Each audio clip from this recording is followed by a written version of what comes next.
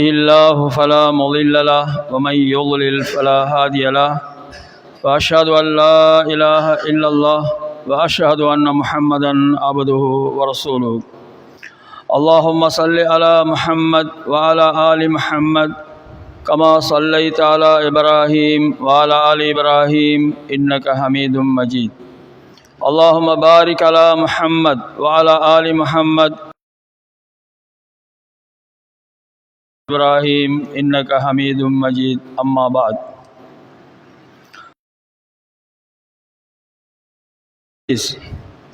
أعوذ بالله من الشيطان الرجيم فكلا أخذنا بذنبه فمنهم من أرسلنا عليه حاصبا ومنهم من أخذته الصيحة ومنهم من خسفنا به الأرض ومنهم من أغرقنا وما كان الله ليظلمهم ولكن كانوا أنفسهم يظلمون وأيضا قال ولقد أخذنا آل فرعون بالسنين ونقص من الثمرات لعلهم يذكرون அளவற்ற அருளாளனும் நிகரற்ற அன்புடையோனுமாகிய எல்லாம் வல்ல அல்லாஹ் சுப்ஹானஹு வ தஆலாவின் பெயரை கொண்டு ஜும்மா உரையை ஆரம்பம் செய்கிறேன். அனைத்து புகழும் அல்லாஹ் ஒருவனுக்கே சொந்தமாகும். அவன் தனித்தவன், இணை துணை இல்லாதவன், வணங்குவதற்கு தகுதியானவன் என்று உள்ளத்தால் உறுதி கொண்டு நாவால் சான்று வருகிறேன். நபி முஹம்மது ஸல்லல்லாஹு அலைஹி வஸல்லம் அல்லாஹுவின் அடியார் என்றும் தூதர் என்றும் உள்ளத்தால் உறுதி கொண்டு நாவால் சான்று வருகிறேன். அல்லாஹ் சுப்ஹானஹு வ தஆலா அவனுடைய தூதர் முஹம்மது ஸல்லல்லாஹு அலைஹி வஸல்லம் அவர்கள் மீதும் அன்னாரின் கிளைஞர்கள், தோழர்கள், தொடர்ந்தவர்கள் அனைவர்கள் மீதும் அல்லாஹ் சுப்ஹானஹு வ தஆலா அவனுடைய நல்லருளை என்றென்றும் செறிவானாக. அல்லாஹுவின் நல்லடியார்களே, அல்லாஹ் சுப்ஹானஹு வ தஆலாவை அஞ்சிக் கொள்ளுமாறு எனக்கும் உங்களுக்கும் வசியத்து செய்கிறேன். இஸ்லாமிய சகோதரர்களே, அல்லாஹ்வினுடைய ஜும்மா என்னும் கடமையை நிறைவேற்றுவதற்காக பள்ளியிலே அமர்ந்திருக்கின்ற அல்லாஹுவின் நல்லடியார்களே, இன்றைய ஹுத்பாவிலே மனிதனே மனிதனுக்கு அநியாயம் செய்து கொள்கிறான் என்ற தலைப்பின் கீழ் ஒரு சில விடயங்களை உங்களுக்கு எத்தி வைக்க ஆசைப்படுகிறேன். கண்ணியத்திற்குரிய இஸ்லாமிய சகோதரர்களே, உங்களுக்கு மத்தியிலே சற்று முன் ஓதி காட்டிய குர்ஆன் வசனத்திலே அல்லாஹ் சுப்ஹானஹு வ தஆலா சொல்லி காட்டுகிறான், ஃபக்குல்லன் அஹதனா பிதம்பிஹி, ஒவ்வொரு மனிதனையும் நாம் சோதிக்கிறோம் அவர்களுடைய பாவங்களை கொண்டுதான். அதாவது நாம் செய்கின்ற பாவங்களின் மூலமாகத்தான் நமக்கு பல சோதனைகள் ஏற்படுவதாக அல்லாஹ் சுப்ஹானஹு வ தஆலா சொல்லி காட்டுகிறான். எவ்வாறு என்று சொன்னால், நமக்கு முன்னால் வாழ்ந்த சமூகங்களை அல்லாஹ் தஆலா சோதித்திருக்கிறான். அதை குர்ஆனிலே குறிப்பிடுகிறான், ஃபமின்ஹும் மன் அர்சல்னா அலைஹி ஹாசிபா, சில சமுதாயத்திற்கு கல் மழையை பொழியச் செய்து அவர்களை நாம் நாசமாக்கினோம்.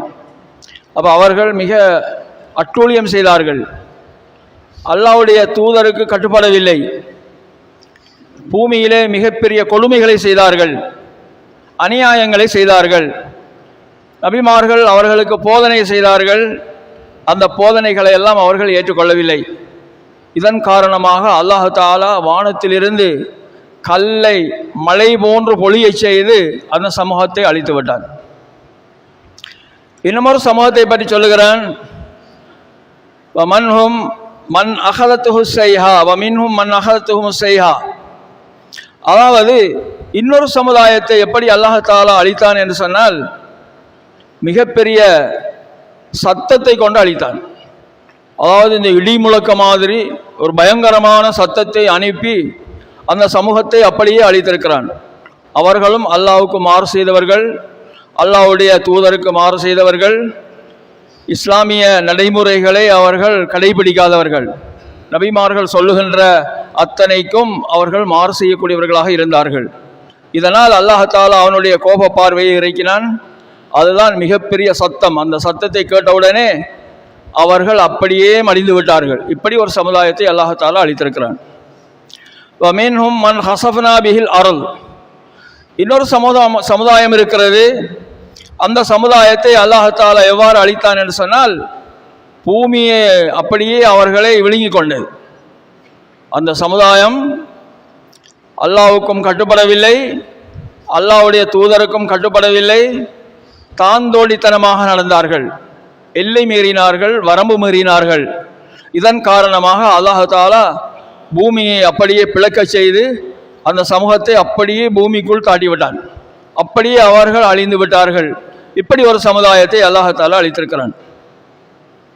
வமின்ஹும் மன் அக்ரக்னா, இன்னும் ஒரு சமுதாயத்தை அல்லாஹாலா எவ்வாறு அளித்தான் என்று சொன்னால், அவர்களை அதாவது கடலிலே மூழ்கடிக்க செய்தான்.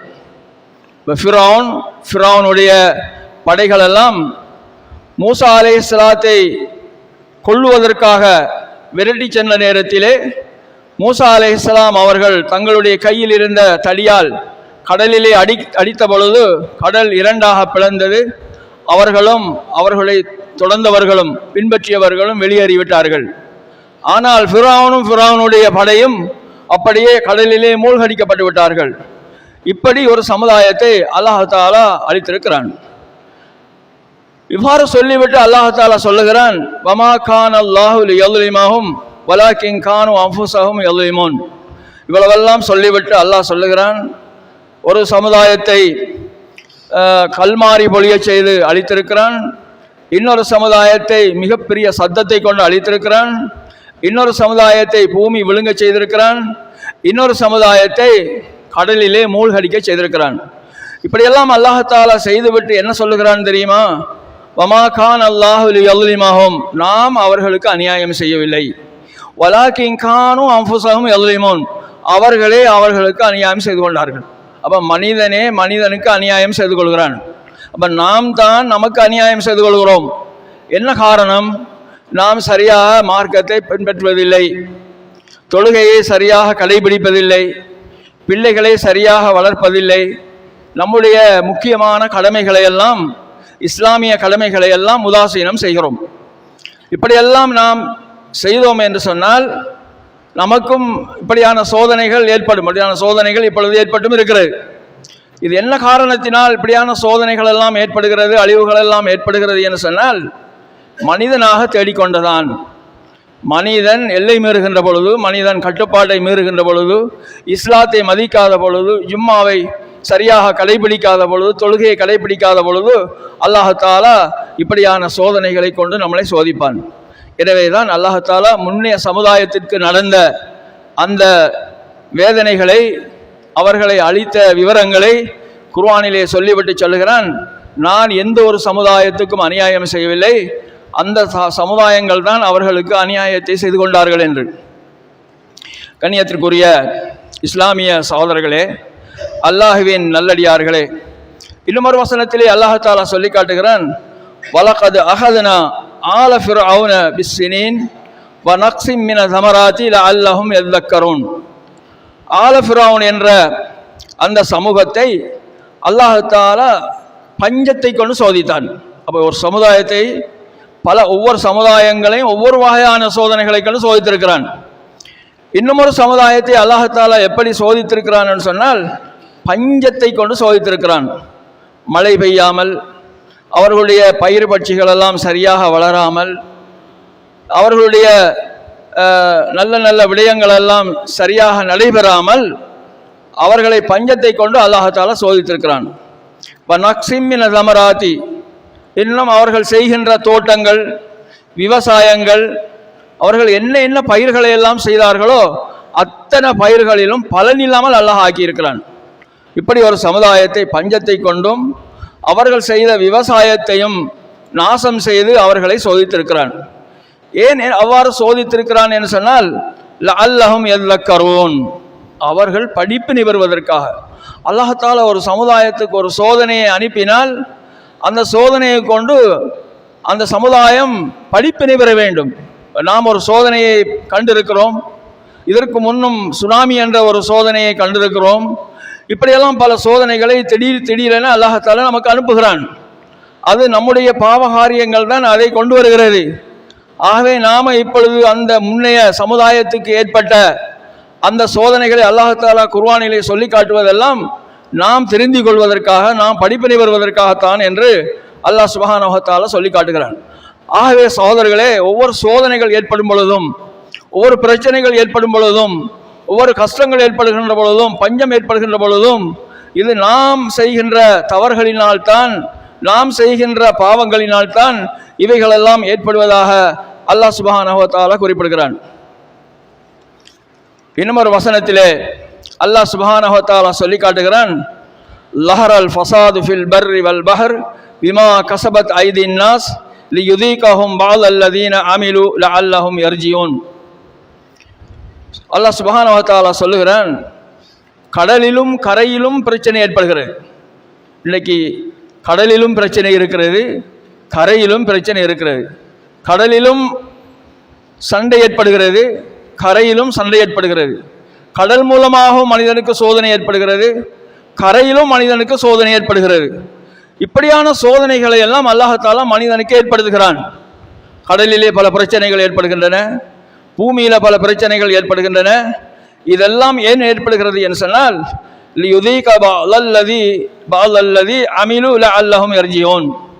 இது அவர்கள் செய்து கொண்டதுதான், மனிதர்கள் தேடிக்கொண்டதுதான், நாம் தேடிக்கொண்டதுதான். இந்த தேட்டங்களை எல்லாம் அல்லாஹ்தாலா ஏன் அனுப்புகிறான் என்று சொன்னால், லஅல்லஹும் யர்ஜிஊன், இவைகளை எல்லாம் கண்டு நாம் சரியாக என்ன செய்ய வேண்டும், அந்த பாவங்களிலிருந்து மீள வேண்டும். அதைத்தான் அல்லாஹ்தாலா எதிர்பார்க்கிறான். மனிதர்களுக்கு ஒரு சோதனையை அனுப்பினால், ஒரு கஷ்டத்தை அனுப்பினால், ஒரு படிப்பினை அனுப்பினால், அந்த படிப்பினை மூலமாக நாம் படிப்பினை பெற்று அதிலிருந்து நாம் மீண்டு நல்ல மனிதர்களாக மாறிக்கொள்ள வேண்டும். கண்ணியத்திற்குரிய இஸ்லாமிய சகோதரர்களே, அல்லாஹ்வின் நல்லடியார்களே, இன்னும் ஒரு சமுதாயத்தை அல்லாஹ்தாலா எப்படி சோதித்தான் என்று சொன்னால், சனிக்கிழமையில மீன் பிடிக்க வேண்டாம் என்று அல்லாஹ்தாலா கட்டளை விடுகிறான். சனிக்கிழமையில மட்டும் கடலில் மீன்கள் எல்லாம் கரைக்கு அதிகமாக வரும். அப்போ அல்லாஹ் சுப்ஹானஹு வ தஆலா சொல்லுகிறான், அவர்களுக்கு கட்டளை இடுகிறான், நீங்கள் சனிக்கிழமையில மீன் பிடிக்கக்கூடாது. அப்போ அந்த மக்களுக்கு ஒரு கட்டளை இட்டிருக்கிறான், ஒரு சட்டத்தை போடுகிறான். அந்த சட்டத்தை அவர்கள் மதிக்கவில்லை. அந்த சட்டத்தை அவர்கள் என்ன செய்தார்கள் என்று சொன்னால் மீறினார்கள். சனிக்கிழமையில அதிகமாக கரைக்கு மீன் வருகிறது, அந்த மீன்களை நாம் வேட்டையாடி அதிலே லாபம் பெறலாம் என்று சொல்கிறார்கள். ஆனால் இதனுடைய பின்னணியை அவர்கள் யோசிக்கவில்லை. இது ஏன் அல்லாஹ்தாலா இந்த கட்டளையை இட்டான், ஏன் இந்த சட்டத்தை என்பதை அவர்கள் உணரவில்லை, அவர்கள் அதை சிந்திக்கவில்லை. அவர்கள் என்ன செய்தார்கள் என்று சொன்னால், சனிக்கிழமையில மீன் பிடிக்க ஆரம்பித்து விட்டார்கள். அல்லாஹ்வுடைய கோப பார்வை அல்லாஹ்தாலா இறக்குகிறான். எப்படி இறக்குகிறான் என்று சொன்னால், ஃபகுல்னா லஹும் கூனு கிரதத்தன் ஹாசியேன், நீங்கள் குரங்குகளாகவும் பன்றிகளாகவும் மாறிவிடுங்கள் என்று மாற்றப்பட்டார்கள், குரங்குகளாக மாற்றப்பட்டார்கள். ஆகவே சகோதரர்களே, அவர்களுக்கு அல்லாஹ்தாலா ஒரு கட்டளை எழுதுகிறான், ஒரு சட்டத்தை போடுகிறான். அந்த சட்டத்தை அவர்கள் மீறினார்கள். அதனால் அவர்களுக்கு ஏற்பட்ட தண்டனையை பாருங்கள். இதே போலதான் நாங்களும் எங்களுக்கு அல்லாஹ்தாலா இட்டிருக்கின்ற சட்டங்களை நாங்கள் மீறிவிடக்கூடாது, கட்டளைகளை மீறிவிடக்கூடாது. வட்டி எடுக்கக்கூடாது என்று சொன்னால் வட்டி எடுக்கக்கூடாது, ஜினா செய்யக்கூடாது என்று சொன்னால் ஜினா செய்யக்கூடாது, மது அருந்தக்கூடாது என்று சொன்னால் மது அருந்தக்கூடாது, லஞ்சம் வாங்கக்கூடாது என்று சொன்னால் லஞ்சம் வாங்கக்கூடாது, பாவங்கள் செய்யக்கூடாது என்று சொன்னால் பாவங்கள் செய்யக்கூடாது. நம்முடைய வீடுகளை சரியாக இஸ்லாமிய முறைப்படி வைத்துக்கொள்ள வேண்டும் என்று சொன்னால் அதிலே நாம் சட்டத்தை மீறி விடுகிறோம். நம்முடைய வீட்டிலே குர்ஆன் ஓதப்படுவதில்லை, தொழுகை நடைபெறுவதில்லை, பிள்ளைகளுக்கு சரியாக குர்ஆன் கற்றுக் கொடுக்கப்படுவதில்லை. இப்படியான அத்துமீறல்கள் எல்லாம் நமக்கு மத்தியிலே நடைபெற்று கொண்டிருக்கிறது. அப்போ நாம் சட்டத்தை மீறுகிறோம்.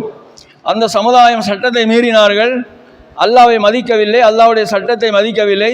மீன் தானே, சனிக்கிழமையில தானே வருது, நாம் வேண்டிய மட்டும் பிடிப்போம் என்று சொல்லி என்ன செய்தார்கள், மீனை பிடித்தார்கள். அவர்களுக்கு அல்லாஹ்வுடைய கோப பார்வை இறங்கியது. அல்லாஹ் என்ன செய்தான், நீங்கள் பன்றிகளாகவும் குரங்குகளாகவும் மாற்றப்பட்டு விட்டீர்கள், மாறிவிடுங்கள் என்று அல்லாஹ் சொன்னான். அதனால் அவர்கள் குரங்குகளாக மாற்றப்பட்டு விட்டார்கள், பன்றிகளாக மாற்றப்பட்டு விட்டார்கள். இப்படி ஒரு சமுதாயத்தை அல்லாஹ் சோதித்தான், அவர்கள் அத்துமீறிய காரணத்தின் காரணமாக. கண்ணியத்திற்குரிய இஸ்லாமிய சகோதரர்களே, அல்லாஹுவின் நல்லடியார்களே, அல்லாஹ் சொல்லுகிறான், ஃபர்சல்னா அலைஹிம் தூஃபான வல் ஜராத வல் கும்மல வல் லஃபாதிய வத்தம ஆயாத்தி முஃபஸ்ஸலாத் ஃபஸ்தக்பரு வகானு கௌமன் லில் முஜ்ரிமீன். இன்னும் ஒரு சமுதாயத்தை அல்லாஹ் எப்படி சோதிக்கிறான் என்று சொன்னால், ஃபர்சல்னா அலைஹிம் தூஃபான், அவர்களுக்கு நாம் வெள்ளத்தை அனுப்பி வெள்ளத்தின் மூலமாக அவர்களை நாங்கள் மூழ்கடிக்க செய்தோம். இன்னும் அந்த சமுதாயத்தில் உள்ளவர்களை வல் ஜராத், வெட்டுக்கிளிகளை கொண்டு சோதித்தோம். அல்லாஹ் அவர்களுக்கு என்ன செய்தான்? வெட்டுக்கிளியாக அனுப்பினான். அவருடைய வீடுகளெல்லாம் வெட்டுக்கிளியாக நிறைந்து விட்டது, மரங்களை எல்லாம் வெட்டுக்கிளி அப்படியே திண்டு விட்டது, பானை சட்டிக்குள்ளே எல்லாம் வெட்டுக்கிளி புகுந்து விட்டது, அவர்களால் வாழ முடியவில்லை. சிந்தித்து பாருங்கள். இப்படி அல்லாஹ் ஒரு தண்டனையை நமக்கு அனுப்புவான் என்று சொன்னால் நம்மால் தப்பித்து கொள்ள முடியாது. அதாவது ஜராத், வெட்டுக்கிளி, மிகப்பெரிய உருவம் அல்ல, ஒரு சாதாரண ஒரு சின்ன ஒரு வஸ்து.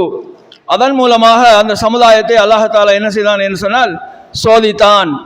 இப்படியான சோதனை நமக்கு வருவதற்கு முன்னால் நாம் அல்லாஹ்வை பயந்து கொள்ள வேண்டும், அல்லாஹ்வுடைய கட்டளைகளை நாம் சரியாக எடுத்து நடக்க வேண்டும்.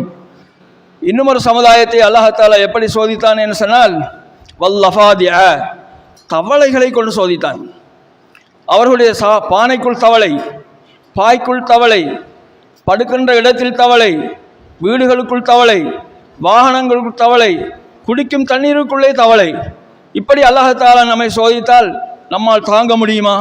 சிந்தித்து பாருங்கள். நம்முடைய பாத்திரத்தில் தவளை இருந்தால் தண்ணீர் குடிக்க முடியாது, கிணத்துல தவளை இருந்தால் தண்ணீரை அள்ளி குளிக்க முடியாது, அந்த தண்ணீரை கொண்டு நாம் துப்புரவு செய்ய முடியாது, எதுவுமே செய்ய முடியாமல் போய்விடும். அப்படியான தண்டனைகளை எல்லாம் அல்லாஹ் முன்னே சமுதாயத்துக்கு ஆக்கி இருக்கிறான். அதை குர்ஆனிலே சொல்லி காட்டுகிறான். எதற்காக? நாங்கள் படிப்பினை பெறுவதற்காக, நாங்கள் சரியாக இஸ்லாத்தை பின்பற்றுவதற்காக, குர்ஆன் சுன்னாவை நாம் சரியாக நடைமுறைப்படுத்துவதற்காக அல்லாஹ் சொல்லி காட்டுகிறான். இப்படி நாம் அவர்களை சோதித்திருக்கிறோம்.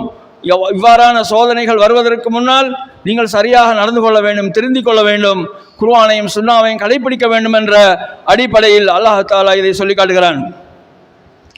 இன்னும் ஒரு சமுதாயத்தை அல்லாஹ் சோதிக்கிறான்.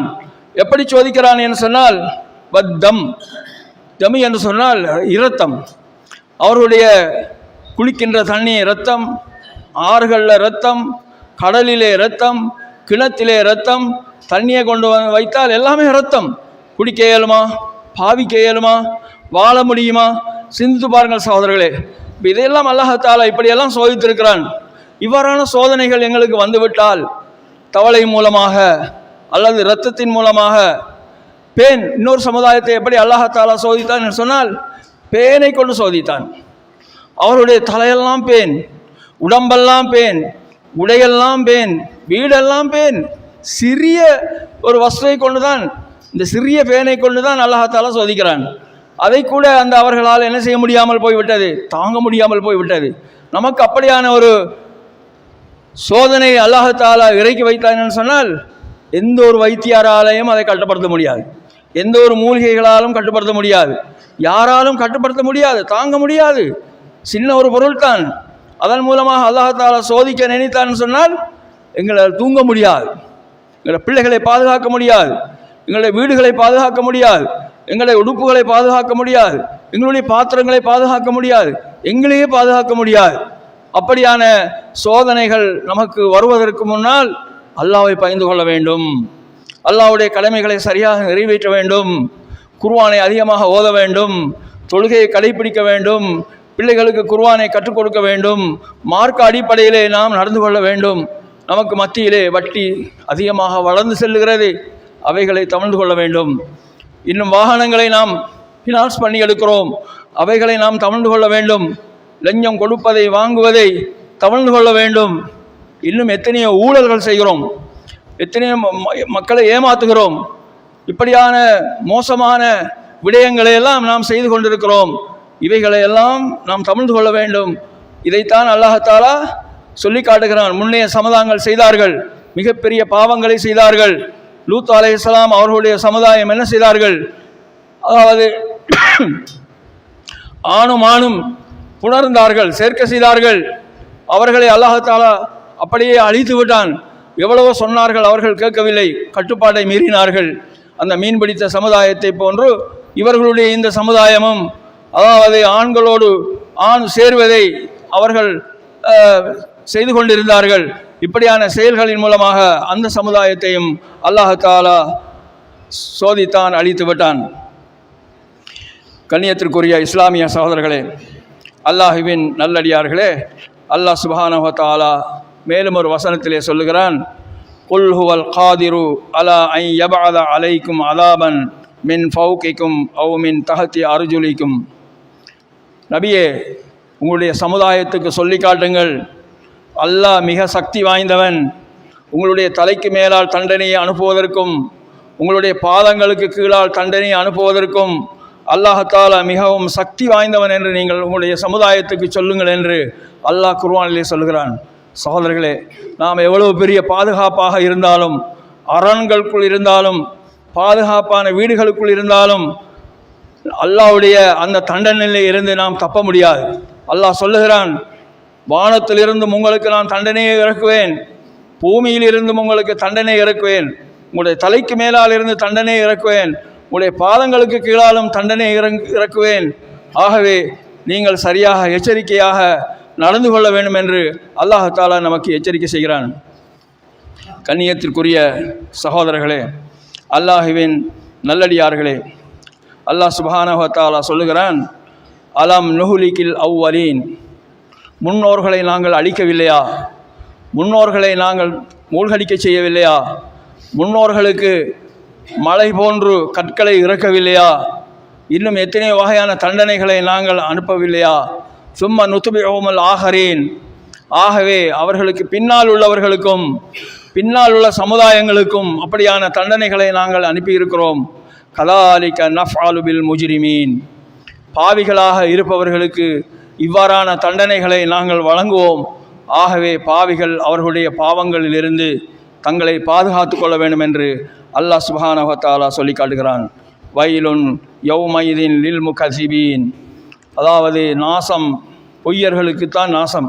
பொய்யர்கள் என்று சொன்னால் மனிதன் நிறைய பொய் பேசுகிறான், மார்க்கத்தில் பொய் பேசுகிறான், பிள்ளைகளிடத்தில் பொய் பேசுகிறான், கொடுக்கல் வாங்கலில் பொய் பேசுகிறான், இன்னும் எத்தனையோ விவகாரங்களில் மனிதன் பொய் பேசுகிறான். இப்படியெல்லாம் அல்லாஹ்வுக்கு மாறு செய்தான் என்று சொன்னால் அல்லாஹ்வுடைய தண்டனை இறங்கத்தான் செய்யும். ஆகவே சகோதரர்களே, ஒரு மனிதனுக்கு தண்டனை இறங்குமையானால் அங்கிருக்கின்ற அந்த நல்லவர்களையும் சேர்த்துத்தான் அந்த தண்டனை இறங்குகிறது. நல்லவர்களையும் அப்படியே அள்ளுண்டு கொண்டு போயிடும். இப்போ எத்தனையோ கிராமங்களில் சோதனைகள் ஏற்பட்டது. அந்த சோதனைகளின் மூலமாக நல்லவர்களும் இறந்து விட்டார்கள், சிறியவர்களும் இறந்து விட்டார்கள், பிள்ளைகளும் இறந்து விட்டார்கள், வீடு வாசலை இழந்து விட்டார்கள், சொத்து சுகங்களை எல்லாம் இழந்து விட்டார்கள். இன்று அவர்கள் அதாவது முகாம்களில் தங்கக்கூடியவர்களாக இருக்கிறார்கள். எவ்வளவு செல்வம் இருந்தும் எவ்வளோ வசதி வாய்ப்புகள் இருந்தும் அவர்களால் அந்த தண்டனையில் இருந்து தப்ப முடியாமல் போய்விட்டது.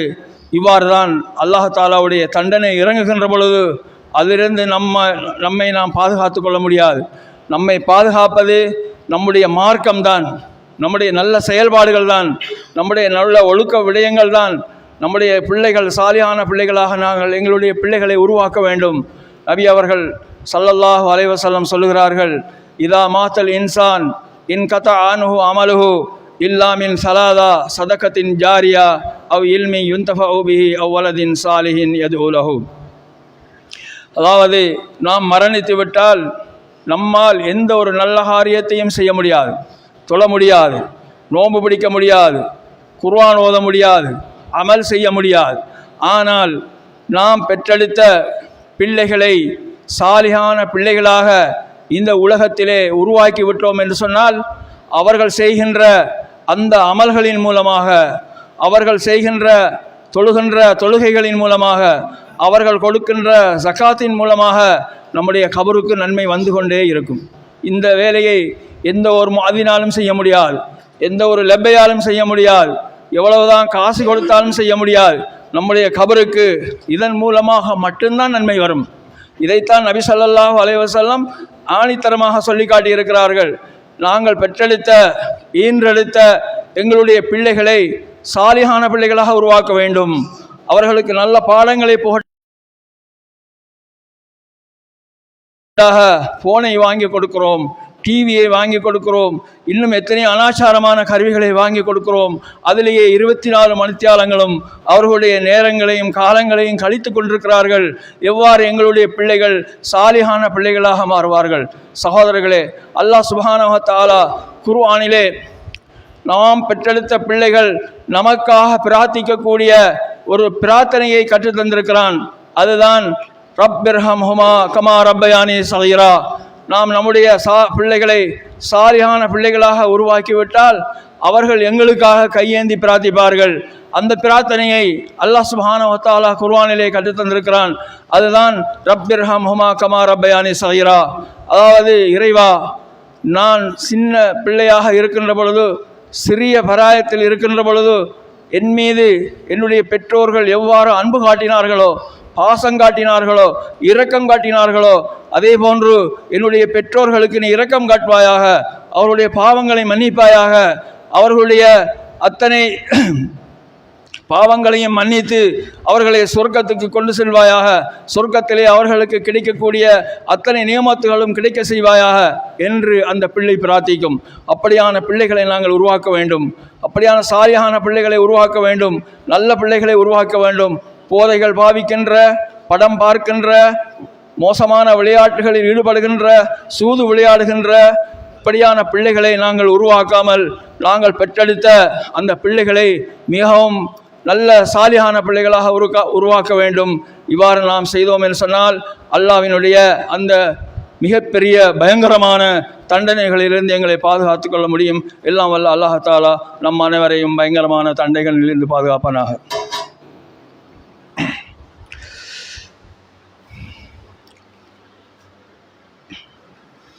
அல்ஹம்துலில்லாஹி ரப்பில் ஆலமீன் வல் ஆகிபத்து லில் முத்தகீன் வலா உதுவான இல்லா அலல் ஸாலிமீன் வஸ்ஸலாத்து வஸ்ஸலாம் அலா நபீனா முஹம்மத் வ அலா ஆலிஹி வ அஸ்ஹாபிஹி அஜ்மஈன். அம்மா பாத். கண்ணியத்திற்குரிய அல்லாஹுவின் நல்லடியார்களே, மனிதனே மனிதனுக்கு தண்டனைகளை ஏற்படுத்தி கொள்கிறான், தண்டனைகளை வரவழைத்து கொள்கிறான். இதை அல்லாஹ் சுப்ஹானஹு வ தஆலா குர்ஆனிலே சொல்லி காட்டுகிறான். நான் எந்த ஒரு சமுதாயத்துக்கும் அநியாயம் செய்யவில்லை. மனிதனே அவனுடைய கரங்களால் அவனுக்குரிய தண்டனையை தேடிக்கொள்வதாக அல்லாஹ் சுப்ஹானஹு வ தஆலா குர்ஆனிலே பல இடங்களிலே சொல்லுவதோடு, முன்னைய சமுதாயங்கள் செய்த அட்டூழியங்களுக்காக, அனாச்சாரங்களுக்காக, கட்டுப்பாட்டையும் எல்லையும் மீறியதற்காக, நபிமார்களை கொன்றதற்காக, நபிமார்களுடைய கட்டளைகளை ஏற்றுக்கொள்ளாததற்காக, சரியான நடைமுறையை அவர்கள் பின்பற்றாததற்காக அல்லாஹ் தஆலா அந்த சமுதாயத்தை அழித்திருக்கிறான். எவ்வாறு அழித்தான் என்று சொன்னால், அவர்களை, அதாவது ஒரு சமுதாயம், சாலிஹ் அலைஹிஸ்ஸலாத்துடைய கவும்கள் இருந்தார்கள், அவர்களை போன்ற ஒரு சமுதாயத்தை அல்லாஹ் தஆலா சொல்லுகிறான் நான் படைக்கவில்லை என்று சொல்லி.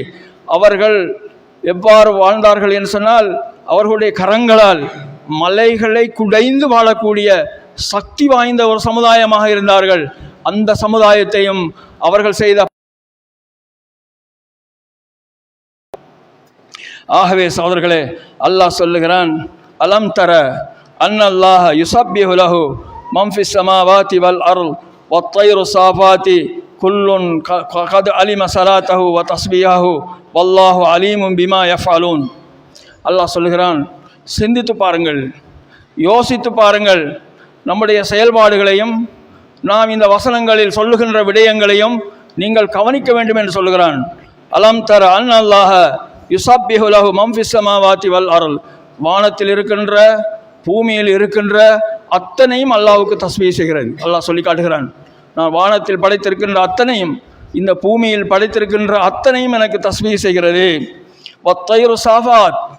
பறவைகள் பறக்கின்ற பொழுது அவைகளுடைய ட்ரக்கைகளை அடித்து கொண்டு பறக்கின்றது, அவைகளும் என்னை தஸ்பீஹ் செய்கிறது என்று சொல்கிறான். குல்லும் கத் அலிம ஸலாத்தஹு வ தஸ்பீஹஹு.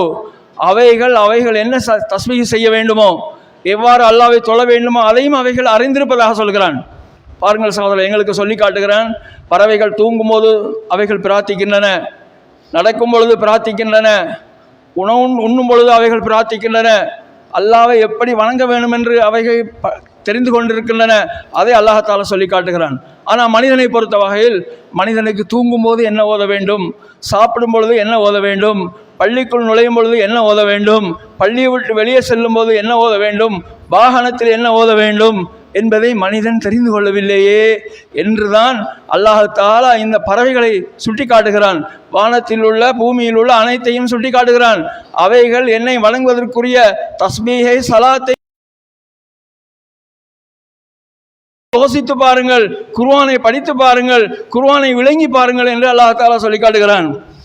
குல்லும் கத் அலிம ஸலாத்தஹு வ தஸ்பீஹு, அவைகள் அத்தனையும் அவைகள் எவ்வாறு தஸ்பீஹ் செய்ய வேண்டுமோ, எவ்வாறு அல்லாஹ்வை வேண்டுமோ அவைகள் எல்லாம் அவைகள் அறிந்திருக்கின்றன என்று அல்லாஹ் தஆலா சொல்லி காட்டுகிறான்.